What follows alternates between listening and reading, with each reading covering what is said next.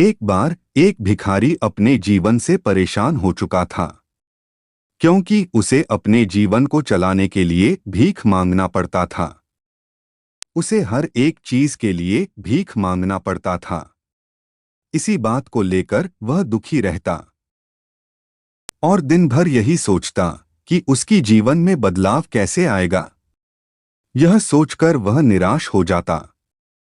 वह हर दिन देखता कि बहुत सारे लोग निराश होकर, आंखों में आंसू लिए लोग और विभिन्न चिंताओं से परेशान लोग गौतम बुद्ध की तरफ जाते, और वापस लौटते समय वे लोग बहुत ही खुश होते थे।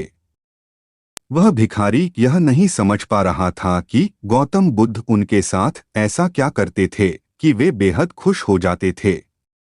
वापस लौटते हुए लोगों के हाथों में ना तो ढेर सारे पैसे होते थे, ना ही सोने चांदी। तो फिर ऐसा क्या होता था कि लोग बुद्ध के पास से लौटते वक्त इतना खुश होते थे?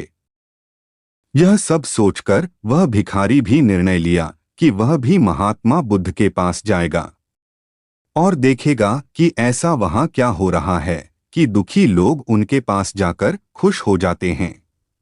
वह बुद्ध से मिलने के लिए उनके पास चल पड़ा।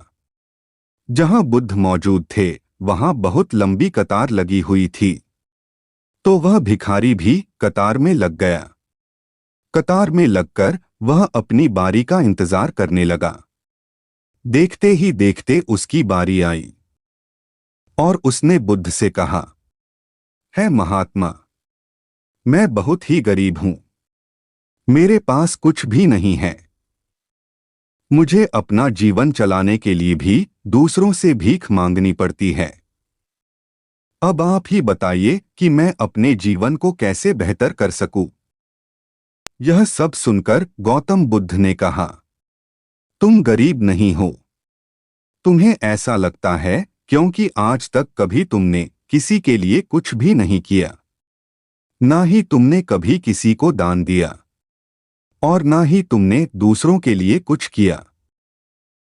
यह सब सुनकर भिखारी के मन में एक आशंका जाग उठी। अपनी आशंका को दूर करने के लिए भिखारी ने पूछा, मैं तो एक भिखारी हूं।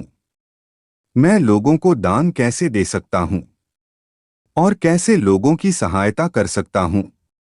मुझे तो खुद अपना जीवन चलाने के लिए दूसरों से मांगना पड़ता है।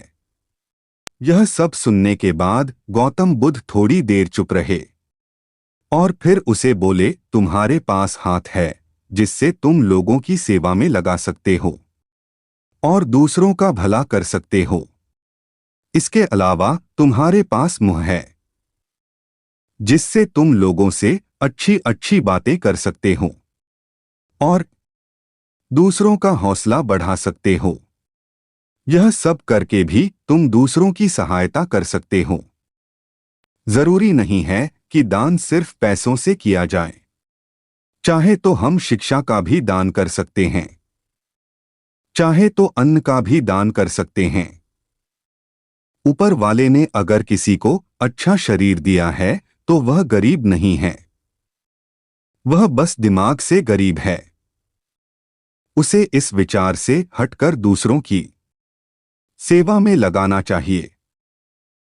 बुद्ध की यह सब बातें सुन लेने के बाद वह भिखारी बहुत ही ज्यादा खुश हो गया और उसका मन अब संतुष्ट हो गया। अगर वीडियो अच्छी लगी तो लाइक करना और चैनल को भी सब्सक्राइब करना। धन्यवाद।